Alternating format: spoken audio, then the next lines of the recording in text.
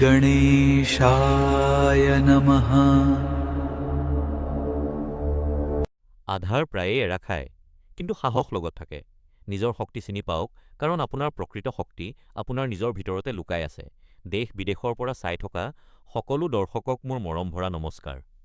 আপোনালোকৰ নিজৰকে স্বাগতম জনাইছো আপোনালোকৰ নিজৰ তাৰা সিতাৰা পণ্ডিত জ্যোতি চেনেলত আৰু আগষ্ট ২০২৬-ৰ মান্থলি ৰাশিফলৰ এই স্পেচিয়েল এপিছডত। এই ৰাশিফল আপোনাৰ নাম ৰাশি, অৰ্থাৎ আপোনাৰ মুন চাইনৰ ওপৰত বেছ হয়। আপুনি বিচাৰিলে আপোনাৰ লগ্ন আৰু চন্দ্ৰ ৰাশি দুয়োটাৰে আধাৰত এই ৰাশিফল জানিব পাৰে। ই বেটাৰ আণ্ডাৰষ্টেণ্ডিং দিব। সদায় মনত ৰাখিব যে তাৰা সিতাৰা পণ্ডিত জ্যোতিষ চেনেলৰ এটা সঠিক মাৰ্গদৰ্শনে আপোনাৰ জীৱনক, আপোনাৰ ভৱিষ্যতক সুন্দৰ কৰিব পাৰে। প্ৰায়ে আমি কওঁ, সঠিক সময়ত লোৱা ডিচিজন জীৱনৰ দশা আৰু দিশ দুয়োটা সলনি কৰিব পাৰে। এতিয়া আটাইতকৈ আগতে তাৰা সিতাৰা পণ্ডিত জ্যোতিষ চেনেলৰ জৰিয়তে মই আপোনালোকক জনাব বিচাৰিম যে আগষ্ট মান্থত গ্ৰহস্থিতি কি হয়। কুণ্ডলিত মংগল বৃষভ ৰাশিত উপস্থিত আছে, বুধ মিথুন ৰাশিত উপস্থিত আছে, গুৰু আৰু সূৰ্য কৰ্ক ৰাশিত উপস্থিত আছে, শুক্ৰ আৰু কেতু সিংহ ৰাশিত উপস্থিত আছে, আনহাতে ৰাহু কুম্ভ ৰাশিত উপস্থিত আছে। শনি বক্ৰী অৱস্থাত এতিয়া মীন ৰাশিত উপস্থিত হৈছে। ১ আগষ্টত গ্ৰহগোচৰ স্থিতি কিছু এনেকুৱা থাকিব। শুক্ৰ কন্যা ৰাশিত ১ আগষ্টত ট্ৰেনজিট কৰিব বা গোচৰ কৰিব। ২ আগষ্টত মংগল মিথুন ৰাশিত গোচৰ কৰিব। আৰু আগষ্টত বুধ কৰ্কট ৰাশিত গোচৰ কৰিব। আৰু আগষ্টত গুৰু কৰ্কো উদিত হ'ব। আৰু আগষ্টত সূৰ্য সিংহ ৰাশিটোই অস্ত হ'ব। ১৭ আগষ্টত সিংহ ৰাশিত প্ৰৱেশ কৰিব। ১৭ আগষ্টত বুধ কৰ্ক সিংহ ৰাশিত প্ৰৱেশ কৰিব। মংগল অষ্টত বুধ সিংহ ৰাশিত গোচৰ কৰিব নিজৰ অস্ত অৱস্থাৰ সৈতে। এতিয়া ইয়াতেই মই আপোনালোকক গ্ৰহবোৰৰ দৃষ্টিৰ বিষিৰ ওপৰত আছে। মংগলৰ চতুৰ্থ দৃষ্টি ৰাশিৰ ওপৰত আৰু অষ্টম দৃষ্টি ধনু ৰাশিৰ ওপৰত থাকিব। গুৰুৰ পঞ্চম দৃষ্টি বৃশ্চিক ৰাশিৰ ওপৰত আছে। সপ্তম দৃষ্টি নিজৰ নিশ্চিক ৰাশি মকৰৰ ওপৰত আছে আৰু নৱম দৃষ্টি মীন ৰাশিৰ ওপৰত থাকিব। শনিৰ তৃতীয় দৃষ্টি বৃষভ ৰাশিৰ ওপৰত, সপ্তম দৃষ্টি কন্যা ৰাশিৰ ওপৰত আৰু দশম দৃষ্টি ধনু ৰাশিৰ ওপৰত থাকিব। ইয়াৰ উপৰিও ৰাহুৰ পঞ্চম দৃষ্টি মিথুন ৰাশিৰ ওপৰত, সপ্তম দৃষ্টি সিংহ ৰাশিৰ ওপৰত আৰু নহলোকক এইটোও জনাব বিচাৰিম যে প্ৰতিমাহে কিছুমান স্পেচিয়েট থাকে ইয়াত আপোনালোকক এইটো স্পেচিয়েল ডেটছ থাকে য'ত আপুনি সাৱধানতা বেছিকৈ অৱলম্বন কৰিব লাগে। অপনি পাৱধান বেছিকৈ বোধ ভ্ৰমণ কৰিব লাগে। তেন্তে কন্যা ৰাশিৰ বাবে চতুৰ্থ ভাৱত চন্দ্ৰমা ২২ তাৰিখৰ বিৰাজমান থাকিব। অষ্টম ভাৱত চন্দ্ৰমা ৫ আৰু ৬ আগষ্টত বিৰাজমান থাকিব। অষ্টম ভাৱত চন্দ্ৰমা ৫ আৰু ১৪ আগষ্টত বিৰাজমান থাকিব। এই স্পেচিয়েল তাৰিখবোৰত আপুনি আটাইতকৈ বেছি সতৰ্কতা আৰু সাৱধানতা অৱলম্বন কৰিব লাগে। অধিক তথ্যৰ বাবে আজিৰ ৰাশিফল আপুনি আমাৰ চেনেলত চাব পাৰে। ইনকাম এণ্ড ইনভেষ্টমেণ্ট আগষ্ট ২০২৬ত কন্যা ৰাশিয়ে ইনকামৰ নতুন চোৰ্চিনৰ সাধন আছে, সেইবোৰক অৰ্গেনাইজ কৰা। ফালতু খৰচবোৰ ইয়াত কণ্ট্ৰল কৰা, এইটো বেছি জৰুৰী হয়। ১৪ৰ পৰা ২২ আগষ্টৰ মাজত যি আপোনাৰ ফাইনেন্সিয়েল ষ্টেবিলিটি আছে, আনচাৰ্টেইনিটি বুলিও আপুনি ক'ব পাৰে, সেয়া ইয়াত কণ্ট্ৰল কৰিব পৰা ধৰণৰ থাকিব। গতিকে এই সময়ছোৱাত যিকোনো ডাঙৰ খৰচ আছে, যিকোনো ডাঙৰ ইনভেষ্টমেণ্ট আছে, য'ত ৰিস্ক দেখা যায় সেয়া প্ৰফেশ্যনেল ৰিস্ক হ'ব পাৰে, ইনভেষ্টমেণ্ট ৰিস্ক হ'ব পাৰে, বা কোনো এনেকুৱা ডিল য'ত বহুত বেছি সন্দেহ আছে, তাৰ পৰা আপুনি বাছি আগবাঢ়িব লাগিব। নিজৰ ফাইনেন্সিয়েল পোৰ্টফলিঅ'ক এনে সময়ত কনচলিডেট কৰাৰ সময় হিচাপে আপুনি ব্যৱহাৰ কৰিব লাগে। তাৰ পিছত কথা আহে আপোনাৰ খৰচৰ। তেন্তে পুৰণি খৰচবোৰৰ ডিপ এনালাইচিছ কৰক আৰু অনাৱশ্যকীয় সৰু ডিজিটেল খৰচ যিবোৰ আছে, সেয়া আপোনাৰ মোবাইলৰ ২০-২০ টকাকৈ হ'ব পাৰে, বা যিবোৰ ছাবস্ক্ৰিপশ্যনছ আপুনি লৈ থৈছে, যিবোৰ আপুনি ইউজো নকৰে, তাত খৰচ হৈ আছে। তেন্তে সেইবোৰ এতিয়া আপুনি বন্ধ কৰিব লাগিব, কাৰণ এইবোৰে মেজৰিটি আপোনাৰ ফাণ্ডছ খৰচ কৰাৰ কাম কৰে। শনিৰ বক্ৰী চালৰ বাবে এই মাহত আটাইতকৈ ডাঙৰ ইনভেষ্টমেণ্ট কেছ ইজ কিং নীতি গ্ৰহণ কৰিব লাগিব। অৰ্থাৎ নিজৰ কেপিটেলক লিকুইড ৰূপত সুৰক্ষিত ৰাখিব লাগিব, যাতে হঠাতে অহা ফাইনেন্সিয়েল প্ৰত্যাহ্বানবোৰ কোনো প্ৰেছাৰ নোহোৱাকৈ আপুনি ইয়াত ফেচ কৰিব পাৰে। অন্যথা প্ৰব্লেম এইটো হ'ব যে পইচা বেংকত আটকে, পইচা কোনো ইনভেষ্টমেণ্টত আটকে, পইচা এনেকুৱা ঠাইত আছে য'ৰ প্ৰপাৰ মেচুৰিটিৰ পিছতহে মিলিব। তেন্তে সেয়া আপোনাক আবদ্ধ কৰি পেলাব পাৰে। ইনভেষ্টমেণ্টৰ কথা ক'বলৈ গ'লে আগষ্ট ২০২৬ত কন্যা ৰাশিৰ বাবে ইনভেষ্টমেণ্টৰ আটাইতকৈ ফলপ্ৰসূ ৰাস্তা এছেট ৰিএলোকেশ্যন আৰু ৰিস্ক এডজাষ্টমেণ্টৰ হয়, য'ত আপুনি মাৰ্কেটৰ চকাচমকৰ সলনি কেৱল ডাটা আধাৰিত ফাণ্ডামেণ্টছ মজবুত যিবোৰ ইনভেষ্টমেণ্টছৰ আছে তাৰ ওপৰত মনোযোগ দিব লাগিব। এই মাহটোৰ নতুন ইনভেষ্টমেণ্ট মন্ত্ৰ স্কিল কেপিটেল হয়, অৰ্থাৎ নিজৰ ধন আৰু সময়ক এনে টেকনিকেল স্কিল শিকাৰ কামত লগাওক। নিজৰ কামক মডাৰ্ণ আৰু মাৰ্কেট প্ৰুফ বনোৱাত লগাওক, কাৰণ এই ইনভেষ্টমেণ্টেই আপোনাক ফিউচাৰত আটাইতকৈ বেছি ছেফটি দিব পাৰে। যাক আমি কওঁ যে ছেফটি নেট আছে, তেন্তে সেইটো ইয়াত স্থিতি হ'ব। এই সময়ছোৱাত নিজৰ সেইবোৰ ইনভেষ্টমেণ্টছ আঁতৰাই দিয়ক যিবোৰে আপোনাৰ কেপিটেলক কোনো প্ৰফিট নোহোৱাকৈ আবদ্ধ কৰি ৰাখিছে। শনিৰ বক্ৰী চালৰ কাৰণে আপুনি একেলগে ডাঙৰ ধনৰাশি ইনভেষ্ট কৰাৰ সলনি অলপ অলপকৈ পইচাক সুৰক্ষিত আৰু কেনেকৈ মল্টিপ্লাই হ'ব পাৰে, এই দিশত চিন্তা কৰি প্ৰয়াস কৰিব লাগে। এইটো বেছি ফেভাৰেবল থাকিব। এনে সময়ত এইটো কোৱা নাই যে কোনো এনেকুৱা ঠাইত পইচা লগাই দিয়ক য'ত লম্পচম এমাউণ্ট একেবাৰতে দি দিলে। যদি কোনো ছিষ্টেমেটিক প্লেন আছে য'ত সৰু সৰু এমাউণ্ট দি আপুনি ডাঙৰ ইনভেষ্টমেণ্ট শেষত মেচিউৰিটিটো পাব পাৰে, তেন্তে এনেকুৱা ঠাইত আপুনি ফ'কাছ কৰা উচিত। ফেমিলি লাইফ আগষ্ট ২০২৬ত কন্যা ৰাশিৰ বাবে পাৰিবাৰিক সুখৰ বিশ্লেষণ, য'ত আপুনি পৰিয়ালত পাৰফেকশ্যনৰ জিদ এৰি থিৰি নিজৰ ফেমিলি মেম্বাৰ্ছক এই সময়ত বেছিকৈ বুজিব লাগিব। তেওঁলোকৰ প্ৰতি ক্ৰিটিকেল এটিউডক কিউৰিঅচিটিক সলনি কৰিব লাগিব। খং কম কৰিবলৈ আনৰ প্ৰব্লেমছৰ বুজা নিজেই লোৱাৰ সলনি তেওঁলোকক নিজৰ সমস্যা নিজেই সমাধান কৰাৰ সুযোগ দিব লাগিব। পুৰণি পাৰিবাৰিক বিবাদবোৰ শান্ত কৰিবলৈ ঘৰত পুৰণি আৰু অনাৱশ্যকীয় বস্তুবোৰৰ ফিজিকেল ডিক্লটাৰিং কৰাত আপুনি বেছি ফ'কাছ কৰিব লাগিব। এতিয়া এই ডিক্লটাৰিং যেনেকৈ আমি কৈছোঁ, ই ঘৰৰ ভিতৰত বহুত বেছি যিবোৰ প্ৰব্লেম আছিল তাক চলোৱাৰ কাম কৰিব পাৰে। ১৪ৰ পৰা ২২ আগষ্টৰ মাজত পাৰিবাৰিক বাৰ্তালাপত বহুত বেছি ভুল বুজাবুজি সৃষ্টি হ'বলৈ গৈ আছে। আপুনি কোৱা কথাটো আপোনাৰ বিৰুদ্ধে বুজি লোৱা, আপুনি কোৱা কথাটো ভুলকৈ বুজা, তেন্তে এইবোৰ ইয়াত সৃষ্টি হ'ব পাৰে। ইয়াৰ বাবে অলপ সাৱধান থাকিব। এই সময়ছোৱাত যিকোনো ধৰণৰ কাজিয়া পৰিয়ালৰ সৈতে কৰাৰ পৰা সম্পূৰ্ণৰূপে আপুনি বাচি থাকিব লাগে। যি কোৱা হ'ল তাত ঠিক আছে, দেউতা ঠিক আছে মা বুলি কৈ তাৰ পৰা ওলাই যোৱাটো বেটাৰ হয়। ষ্টুডেণ্টছ এণ্ড এডুকেশ্যন যিসকল ষ্টুডেণ্টছ আছে, যেতিয়া ষ্টুডেণ্টছৰ কথা আহে, তেন্তে ইয়াত ছাবজেক্টছ মুখস্থ কৰাৰ সলনি কেৱল ২০% যিবোৰ ছাবজেক্টৰ চেপ্টাৰ্ছ আছে তাক ইয়াত ইম্পৰ্টেঞ্চ দিব লাগে, যি আপোনাৰ ছাকচেছৰ বাবে আটাইতকৈ বেছি জৰুৰী। ডাঙৰ চেপ্টাৰ্ছ হ'ব পাৰে, কমপ্লেক্স চেপ্টাৰ্ছ হ'ব পাৰে, কিন্তু এইবোৰ চেপ্টাৰ্ছেই যিবোৰে আটাইতকৈ বেছি ৱেইটেজ লৈ বহি আছে, তেন্তে সেইবোৰ এই সময়ত পঢ়িবলৈ আৰম্ভ কৰক। ৮ আগষ্টৰ পৰা আপোনাৰ বাবে মেণ্টৰশ্বিপৰ নতুন চান্সো খোল খাব। সেয়ে এই সময়ছোৱাত বহুত বেছি ছেল্ফ ডিপেণ্ডেণ্ট হোৱাৰ সলনি সঠিক মেণ্টৰ, সঠিক প্ৰফেচৰ, টিচাৰ, টিউচন ইয়াৰ বাছনি কৰি লোৱাটো বেছি স্মাৰ্ট হ'ব। এতিয়া ১৪ৰ পৰা ২২ আগষ্টৰ মাজত কোনো নতুন বহুত বেছি কমপ্লিকেটেড ছাবজেক্ট আৰম্ভ কৰাৰ ভুল নকৰিব। হ'ব পাৰে যে অ'ভাৰ কনফিডেণ্ট হৈ পৰিছে, এতিয়া ভাবিছে যে নাই সকলো আহি গৈছে, এই ছাবজেক্ট হৈ গ'ল, আনটোলৈ শিফ্ট কৰি দিওঁ। তেন্তে পুৰণি যিবোৰ আপোনাৰ চেপ্টাৰ্ছ আছে তাৰ ৰিভিজন কৰাত এই সময়খিনি ব্যৱহাৰ কৰক। নতুন যদি চেপ্টাৰ ব্যৱহাৰ কৰে, নতুন যদি ছাবজেক্ট এই সময়ত তুলি লয়, তেন্তে বহুত বেছি কনফিউজন এইটো আপোনাৰ বাবে হ'ব পাৰে। এটা বস্তু আনটোৰ লগত ক্লাছ হৈ মূৰত খেলিমেলি হ'ব পাৰে, আৰু মংগলৰ এনাৰ্জিক শান্ত ৰাখিবলৈ ৱাক এণ্ড ৰিকল টেকনিক গ্ৰহণ কৰক, ব্ৰিডিং এক্সাৰচাইজেছ গ্ৰহণ কৰক। মানসিক স্পষ্টতা প্ৰদান কৰে, যাৰ দ্বাৰা অহা পৰীক্ষাবোৰত বেটাৰ পাৰফৰ্মেঞ্চ কৰিবলৈ আপোনাক আধাৰ মিলিব, সেই কেপেবিলিটি মিলিব যে আপুনি ৰিকল কৰিব পাৰিব। পেৰেণ্টহুড আগষ্ট ২০২৬ত কন্যা ৰাশিৰ বাবে সন্তান সুখৰ বিশ্লেষণ পাৰফেকশ্যনৰ জিদ এৰাৰ হয়, য'ত আপুনি ল'ৰা-ছোৱালীৰ বিহেভিয়াৰ শুধৰোৱাৰ, নিজৰ অতিৰিক্ত প্ৰবৃত্তি কণ্ট্ৰল কৰাৰ হয়, কাৰণ এইবোৰেই তেওঁলোকৰ প্ৰগতিত বাধা হৈ পৰিছে। ৮ আগষ্টৰ পৰা আপোনাৰ সম্পৰ্কত এটা নতুন আৰু বেছি মেচিউৰ বুজাবুজি দেখিবলৈ পোৱা যাব। মা-দেউতাই এনেকুৱা প্ৰায় এইটোও ভাবিব যে এইটো ভুল কোৱা হৈছে, কিন্তু এই মেচিউৰিটি যি আছে ই প্ৰতি বছৰে বাঢ়িয়েই গৈ থাকে। ইয়াত চোৱা যাব যে আপুনি তেওঁলোকক ইনষ্ট্ৰাকচন দিয়াৰ সলনি তেওঁলোকৰ পৰা শিকাৰ প্ৰয়াস কৰে।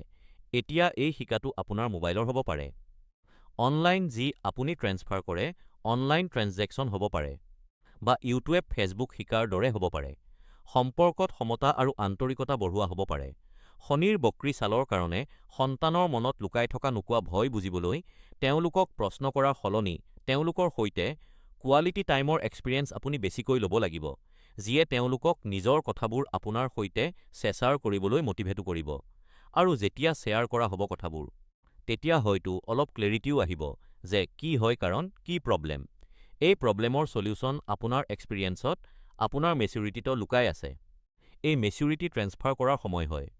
কম্পিটিশ্যন এণ্ড এনিমিজ আগষ্ট ২০২৬ কন্যা ৰাশিৰ বাবে সৎ তত্ত্বৰ বিশ্লেষণ অদৃশ্য ঘেৰাবন্দী আৰু ইণ্টেলেচুৱেল ট্ৰেপৰ ওপৰত আধাৰিত হয়। বিৰোধীয়ে আপোনাক পোনপটীয়াকৈ চেলেঞ্জ দিয়াৰ সলনি ভুল ইনফৰমেশ্যন দি আপোনাক কনফিউজ কৰে। এইটোৱেই ইয়াত প্ৰয়াস দেখিবলৈ পোৱা যাব। ইয়াৰ পৰা বাচিবলৈ যিকোনো ডিচিজনত উপনীত হোৱাৰ আগতে এবাৰ ক্ৰছ চেক নিশ্চয় কৰিব লাগিব। নিজৰ কোনো প্লেনিং কৰাৰ আগতে চিক্ৰেট অপাৰেশ্যনক এই সময়ত আগুৱাই নিয়াৰ আগতে এবাৰ ফেক্টছৰ ওপৰত পুনৰ চিন্তা কৰিব লাগিব। প্ৰত্যেকটো কথা তুৰি মুৰি চোৱাটো আটাইতকৈ বেছি বিপদৰ হয়। এইটো ক'ব পাৰি যি আপুনি সন্মুখত কমিউনিকেশ্যন কৰে, বছৰ ওচৰ পোৱাৰ আগতে সেই কথাৰ অৰ্থ সলনি হৈ যায়, সেই কথাৰ টোন সলনি হৈ যায়, তেন্তে এইটো ইয়াত প্ৰব্লেমৰ কাৰণ হয়। যি কমিউনিকেশ্যন কৰিব লাগে ডাইৰেক্ট কৰিব, আৰু যি সন্মুখৰ পৰা অৰ্ডাৰ আহে প্ৰথমে গৈ কনফাৰ্ম কৰিব। এইটো বেছি বেটাৰ হয়।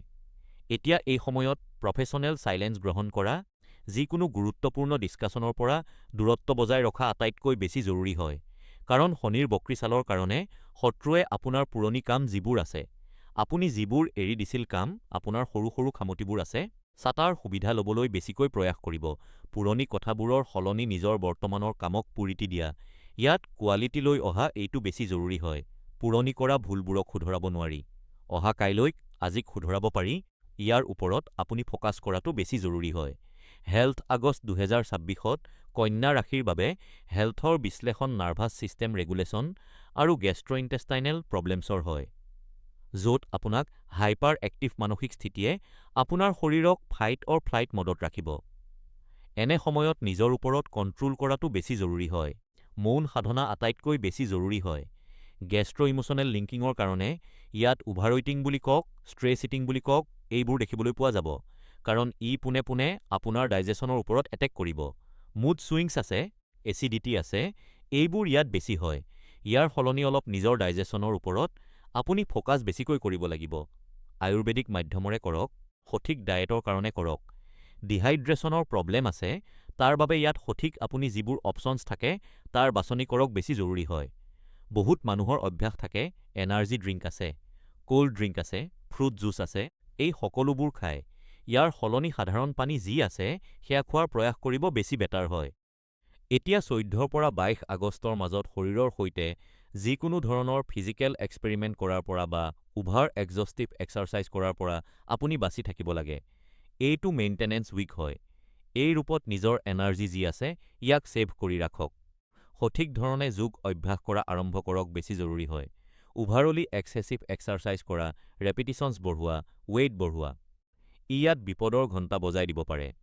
লাভ লাইফ এণ্ড মেৰেজ আগষ্ট ২০২৬ত কন্যা ৰাশিৰ বাবে দাম্পত্য সুখৰ বিশ্লেষণ এইটো এক্সটাৰ্নেল বিহেভিয়াৰৰ অভাৰ এনালাইচিছৰ হয়, য'ত নিজৰ পাৰ্টনাৰৰ বিহেভিয়াৰৰ এনালাইচিছ কৰাৰ সলনি যেনে তেওঁলোক আছে তেনেকৈয়ে একচেপ্ট কৰক, কাৰণ আপোনাৰ লজিকেলিটি বুলি কওক, আপোনাৰ অভাৰ এনালাইচিছ বুলি কওক, তেওঁলোকক জাজ কৰা বুলি কওক, এইবোৰ প্ৰব্লেমৰ কাৰণ হয়।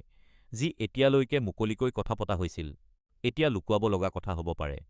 শনিৰ বক্ৰী চালৰ কাৰণে ঘৰৰ পৰিৱেশত অহা গধুৰতাক কম কৰাৰ প্ৰয়াস বেছিকৈ কৰিব লাগিব। অলপ নিজৰ ভিতৰত এই কথাটোৰো খেয়াল ৰাখিব লাগিব যে বহুত বেছি জাজমেণ্টেল হৈ কথা পাতে, বহুত কঠোৰ শব্দৰ ব্যৱহাৰ কৰে, তাৰ পৰিৱৰ্তে কিছুমান বস্তুক আজিৰ সময়ত শ্লাইড কৰি দিয়া, আণ্ডাৰ দ্য পেলাই দিয়া বেছি বেটাৰ হয়। আৰু ইয়াতেই যি পাৰ্টনাৰৰ কোনো এনে সময়ত পাৰ্চনেল কনফ্লিক্ট আছে, তাক সমাধান কৰাৰ খৰখেদা নকৰিব। ইয়াত তেওঁলোকক ইমোচনেল স্পেচ দিয়ক, তেওঁলোকে নিজে বুজিব, সমাধান কৰিব বেছি বেটাৰ হয়। আপোনাৰ ইণ্টাৰফেৰেঞ্চ কৰাটো জুইত ঘিউ ঢলাৰ দৰে কাম কৰিব পাৰে, আৰু তাতেই যিয়েই কমিউনিকেশ্যন আছে তাত মিছকমিউনিকেশ্যনৰ পচিবিলিটিজ আটাইতকৈ বেছি হয়। গতিকে এনে সময়ত কোনো ছিৰিয়াছ ডিছকাছন আছে, ফাইনেন্সক লৈ হ'ব পাৰে, ঘৰ পৰিয়ালক লৈ হ'ব পাৰে, তেন্তে ইয়াক কৰাৰ পৰা বাচি থাকক, বিশেষকৈ ১৪ৰ পৰা ২২ তাৰিখলৈকে। এই সময়ত আৰ্গুমেণ্টৰ সলনি যি নিজৰ এক্সপিৰিয়েঞ্চেছ আছে সেয়া তেওঁলোকৰ সৈতে শ্বেয়াৰ কৰক। যি আপোনালোক দুয়োৰে ভাল ৰোমান্টিক মুহূৰ্ত হ'ব পাৰে, কোনো এনেকুৱা এক্টিভিটি হ'ব পাৰে, কোনো এনেকুৱা আপোনাৰ মেমৰি হ'ব পাৰে যি বহুত বেছি ভাল লাগে। এই সময়ত তাক শ্বেয়াৰ ইজনে সিজনৰ সৈতে কৰক, বেছি বেটাৰ হয়। ই ইমোচনেল এটেচমেণ্ট ঘূৰাই আনিব, যি দূৰত্ব আছিল তাক কম কৰি দিব। তেন্তে এইটো বহুত জৰুৰী হয়। জব, বিজনেছ এণ্ড প্ৰফেশ্যন যেতিয়া জব, বিজনেছ আৰু প্ৰফেশ্যনৰ এনালাইচিছ কৰে, তেন্তে আপোনাক নিজৰ কামৰ কোৱান্টিটি বঢ়োৱাৰ সলনি তাত থকা সৰু সৰু টেকনিকেল প্ৰব্লেমছবোৰ দূৰ কৰাত বেছি মনোযোগ দিব লাগিব। শনিৰ বক্ৰী চালৰ কাৰণে এই হনেষ্টৰ এগ্ৰেছিভ এক্সপানশ্যনৰ সলনি নিজৰ ৱৰ্কিং ষ্টাইলক এই সময়ত আকৌ ৰি-এক্সামিন কৰিব লাগিব। যিবোৰ মিষ্টেক্স আছে তাক এই সময়ত আঁতৰাব লাগিব। আপোনাৰ বিজনেছ গুডউইল যি আছে ইয়াৰ পৰা মজবুত হ'ব। মাৰ্কেটত গুডবিল যাক আমি কওঁ সেয়া ভাল হ'ব। ৰাশি স্বামীবোধ অস্ত থাকিব ১৪ৰ পৰা ২২ তাৰিখলৈকে। কৰ্মক্ষেত্ৰত যিকোনো ধৰণৰ ভুলৰ পৰা আপুনি বাচি থাকিব লাগে। ইয়াৰ বাবে 3 লেয়াৰ চেক প্ৰট'কল আছে, সেয়া গ্ৰহণ কৰিব লাগিব। কাৰণ এই সময়ছোৱাত যি কমিউনিকেশ্যন আছে তাত সৰু ভুল এটাও প্ৰব্লেম পৰে।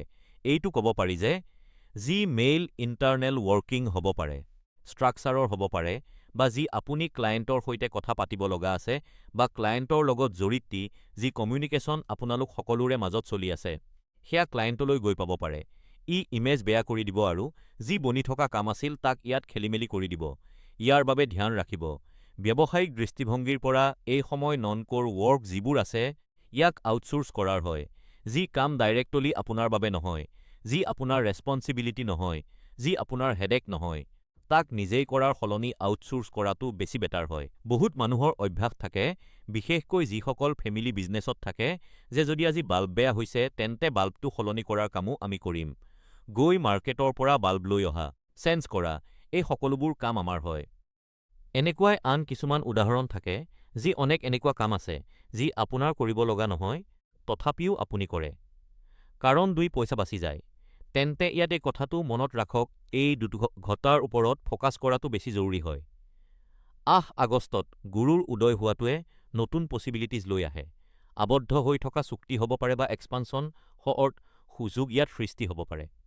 শনি বক্ৰী হৈ থকাৰ কাৰণে ইনকামৰ নিৰন্তৰ বাবে আপুনি বেছি কষ্ট কৰিব লাগিব। ১২০% কষ্ট কৰাৰ প্ৰস্তুতি ৰাখিব লাগিব। আউটেৰো তেন্তে এয়া আছিল আপোনালোক সকলোৰে বাবে মাহেকীয়া ৰাশিফল আগষ্ট ২০২৬। আপোনাৰ জন্ম কুণ্ডলীৰ এটা গ্ৰহ চন্দ্ৰমাক আধাৰ বনাই মই এই ৰাশিফল আপোনাক জনাইছোঁ। আমাৰ তাৰা সিতাৰা পণ্ডিত জ্যোতিষ চেণ্ট্ৰেলতে আপোনাৰ ৰাশি অনুসৰি আমি এই সকলোবোৰ প্ৰেডিকশ্যনছ আপোনাক দিছোঁ। আমি দেখিলোঁ যে গ্ৰহবোৰৰ স্থিতিৰ অনুসৰি ক্ষেত্ৰত আপুনি প্ৰগতি পাব। আমি দেখিলোঁ যে গ্ৰহবোৰৰ স্থিতিৰ অনুসাৰো ক'ত আপুনি সাৱধান হৈ চলিব লাগিব। সদায়ৰ দৰেই তাৰা সিতাৰা পণ্ডিত জ্যোতি চেনেলৰ তৰফৰ পৰা সকলোৰে বাবে এইটোৱেই প্ৰাৰ্থনা কৰোঁ আৰু সদায় কৰিম যে আপোনাৰ আৰু আমাৰ পৰিয়াল সদায় সুখী থাকক, সম্পন্ন থাকক, সুৰক্ষিত থাকক আৰু সুস্থ থাকক। ঘৰ পৰিয়ালত জ্যেষ্ঠসকলৰ সংগ আৰু আশীৰ্বাদ সদায় আমাৰ লগত এনেদৰেই বৰ্তি থাকক। তাৰা সিতাৰা পণ্ডিত জ্যোতিষ চেনেল চাই থাকক। জয় শ্ৰীৰাম আৰু জয় হিন্দ। বন্ধুসকল, আগষ্ট মাহৰ মানথলি ৰাশিফলৰ এই স্পেচিয়েল এপিছোডৰ ইয়াতেই সমাপ্তি ঘটিছে।